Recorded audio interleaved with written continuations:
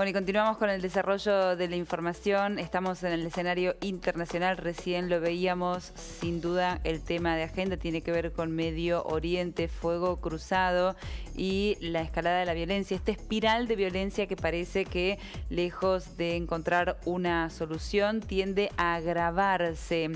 Vamos a hablar con un especialista respecto de este tema y de todas las cuestiones que están marcando la agenda internacional. Le damos la bienvenida al doctor Pablo Hueve, analista internacional. Muy buenas tardes, Pablo, ¿cómo le va? Muy buenas tardes, Marina. Mi saludo para usted, mi saludo para cada una de las personas allí en el piso y, por supuesto, para toda nuestra teleaudiencia. Bueno, lo veíamos recién, Pablo, más de 50 muertos en esta espiral de violencia que representa a esta hora Medio Oriente, el anticipo, la amenaza de una guerra a gran escala, o por lo menos una tregua que está muy lejos, sobre todo a partir del accionar de los grupos terroristas, que si bien el proceso de paz era intermitente, bueno, parece que ahora queda absolutamente bloqueado. ¿Cómo se puede desentramar este conflicto? ¿Qué está sucediendo? ¿Cómo se explica este escenario? Son muchas variables a tener en cuenta, Marina. Vamos a procurar hacerlo de la manera más simple, aunque probablemente caiga en alguna inexactitud o en alguna liviandad. Aquí esto es como un enorme tablero de ajedrez donde hay muchas piezas, pero también varios jugadores y no necesariamente los dos que aparecen ante la opinión pública. En primer lugar, tengamos en cuenta que la debilidad institucional de Israel juega en contra de todo esto. ¿Qué está pasando en Israel? El sistema parlamentario hace que desde hace 2 años, Marina, 2 años, Israel no tenga un gobierno permanente sino un gobierno interino. ¿Por qué? Porque el sistema parlamentario israelí requiere que en la Knesset o Parlamento haya un gabinete con el voto de 61 diputados. Eso no se puede lograr por la enorme fragmentación política que hay en Israel. La semana pasada el presidente Reuven Rivlin le pidió al opositor Yair Lapid que organizara un gabinete dejando de lado al actual premier Benjamin Netanyahu. Lapid le ha pedido a Naftali Bennett, ex ministro de Netanyahu, que lleve adelante las gestiones porque la derecha israelí no iba a ingresar en un gabinete con Yair Lapid. En este contexto se dieron 2 fechas que hay que tener en cuenta, licenciada. Sí. Primero, la fecha del lunes pasado en la cual la ultraderecha israelí recuerda y festeja la victoria de la guerra de los 6 días en contra de las fuerzas árabes y donde Israel ocupó Jerusalén Oriental. Le comentamos a nuestra audiencia que Jerusalén Oriental es la parte musulmana de la ciudad santa para 3 religiones, para judíos, para cristianos y para musulmanes, y que es reclamada como capital para Palestina. Al haberla ocupado Israel desde la guerra del 67, Israel considera que Jerusalén es la única, indivisible e histórica capital del Estado de Israel. La marcha de la derecha, que es la llamada marcha de las banderas, choca con la misma fecha que caen precisamente este año, donde la fe islámica recuerda en precisamente la mezquita de Al-Aqsa, que está en Jerusalén Oriental, el momento en el que el profeta Mahoma recibe el Corán, recitación en árabe, de parte del arcángel Gabriel. Los musulmanes por un lado rezando y los judíos de extrema derecha por el otro comenzaron a enfrentarse. La policía tuvo violenta represión respecto de la población musulmana y no tenemos que olvidarnos el segundo hecho. Ya va el primero. ¿Cuál es el segundo? El desalojo de una familia palestina en Jerusalén Oriental, pues un tribunal de primera instancia de Israel entendió que esta familia tenía antecedentes de propiedad en Jerusalén Oriental desde antes de 1948. Los palestinos que plantean, perdón, esto era Palestina antes de 1948, entonces lo que para ustedes son títulos perfectos, para nosotros no lo son. Cuando la Corte Suprema de Israel estaba por resolver esto, presumiblemente, licenciada, sí, a favor de los palestinos, antes de ayer, el premier Netanyahu suspendió la actuación de la justicia y toda la administración pública. A partir de ahí, tenemos que contactar con el tercer elemento, Irán. Usted me preguntará qué tiene que ver Irán. Irán sabe que en este momento las prioridades de política exterior de Joseph Biden son solamente tres. Rusia, China, con estos dos acepta la confrontación, y la tercera es con la República Islámica de Irán, donde quiere sentarla nuevamente a la mesa de negociaciones para parar el proceso de enriquecimiento de material nuclear. Irán sabe que no está en una posición de fuerza. ¿Qué ha hecho Irán? Aprovecha la debilidad institucional de Israel para generar una división dentro del mundo palestino a partir de la Franja de Gaza. Y acá caemos en la Franja de Gaza. La Franja de Gaza, desde el año 2006, está gobernada de facto por un grupo que se llama Movimiento de Resistencia Palestino. Popularmente se lo conoce como Hamas. Ese movimiento tiene un brazo armado que es Ibn al-Asadin al-Quds. Ese movimiento es el que ha tirado, escuche la cifra por favor, más de 1.070 misiles, no solamente contra localidades fronterizas, Ashkelon, Sderot, Ashdod, sino que ha tirado al menos 400 misiles contra Tel Aviv y contra Jerusalén, que están muy lejos de la Franja de Gaza. Pablo, Esto genera una fractura dentro del mundo palestino porque la Autoridad Nacional Palestina, que está en Ramallah, en Cisjordania, con Mahmoud Abbas, ha mantenido silencio, y entonces quien aparece como vocero de la revuelta palestina frente a los, entre comillas, arbitrariedades de la policía israelí y ahora del ejército israelí, es este movimiento Hamas. Obviamente está Irán, está Estados Unidos. No nos olvidemos de la guerra civil que hay en este momento en Siria, y además, como si todo esto fuera poco, licenciada, la interna política de Israel, donde la oposición ha quedado descolocada y se ha tenido que unir detrás del actual primer ministro de derecha, Benjamin Netanyahu. Si usted me pregunta a mí, yo le digo que aquí los únicos ganadores son los halcones, es decir, la extrema derecha israelí, a donde claramente la oposición no va a poder conformar gobierno, y tarde o temprano o habrá quintas elecciones o le van a volver a encargar un gobierno a Benjamin Netanyahu, que además está procurando zafar de un juicio penal por corrupción. Y por el lado palestino, todas las posiciones dialoguistas han quedado enterradas, claro. Y por lo tanto, la única posición que aparece como vocera en todo esto es la del movimiento Hamas.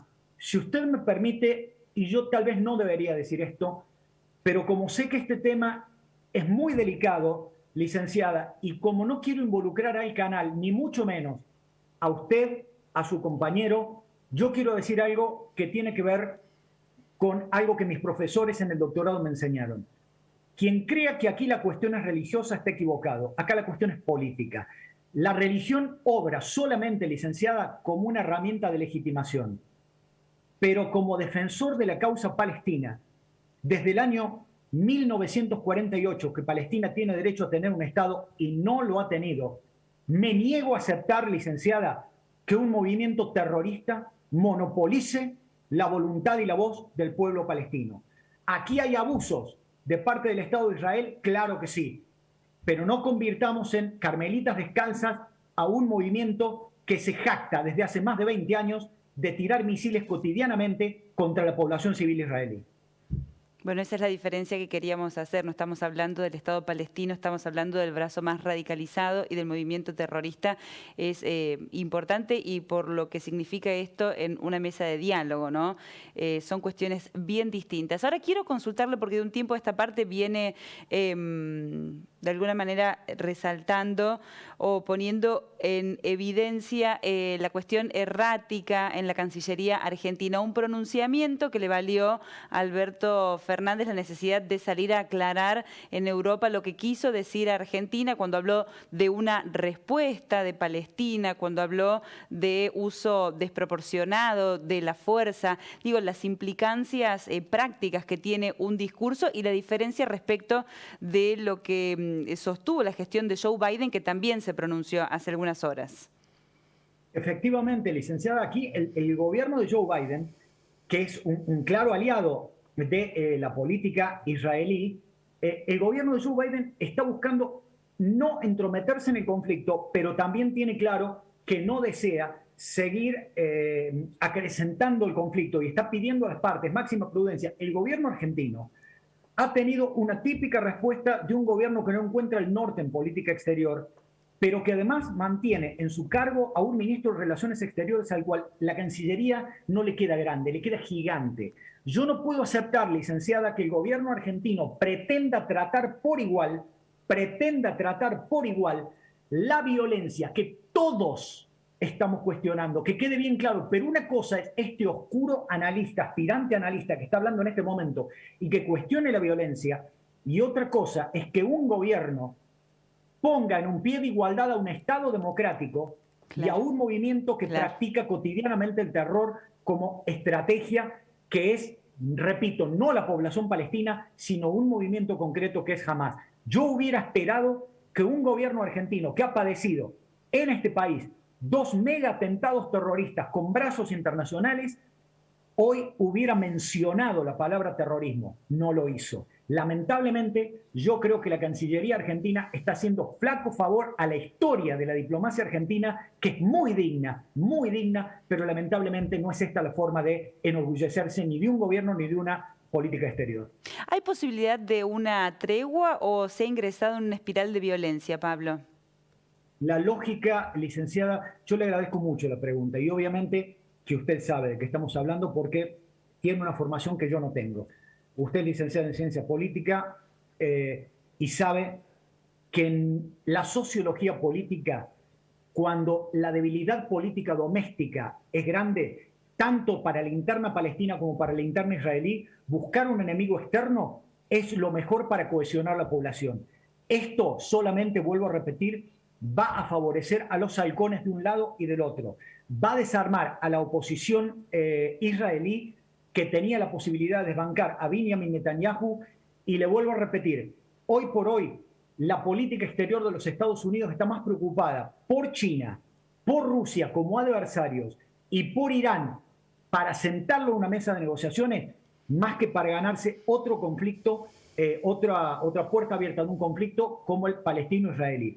Recordemos que fue la gestión de Barack Obama, del cual Joe Biden fue vicepresidente, cuando miró de costado toda la conflictividad entre Israel y los palestinos. Me permito sugerir algo. Hoy terminé de leer el libro de las memorias de Barack Obama, donde precisamente y con total frialdad él dice: nos acusan de no habernos jugado por el diálogo entre Israel y los palestinos, no podíamos comernos también ese conflicto. Lo dice palabras más, palabras menos, y creo que esto, dentro de las teorías de relaciones internacionales, es la clara visión del realismo. Yo me meto a donde tengo posibilidades de cambiar las cosas y no a donde diplomáticamente pueda perder. Bien. Bueno, nos vamos ahora a otro escenario. Nos venimos a América para dar cuenta del conflicto desatado en Colombia. Bueno, Duque sigue anunciando medidas, retiró la reforma, ahora cuestiones que tienen que ver con la vacunación, con la educación, pero nada parece ser suficiente. No, licenciada, porque aquí también hay alguna espiral a donde el propio gobierno la fomentó, no solamente con una represión indiscriminada y con la desaparición de personas. La ONU ha denunciado un importante número de desapariciones, sino que además la inusual franqueza del presidente Duque de que él iba a poner un aumento para los combustibles. Ahí lo estamos viendo al presidente Duque, no se le ven los hilos detrás, que es donde está Álvaro Uribe Vélez, su titiretero, pero a donde él sostuvo que el aumento en el pan, en los fideos, en el arroz y en el combustible eran primero para pagar la deuda y luego para las políticas sociales, entre ellas la pandemia.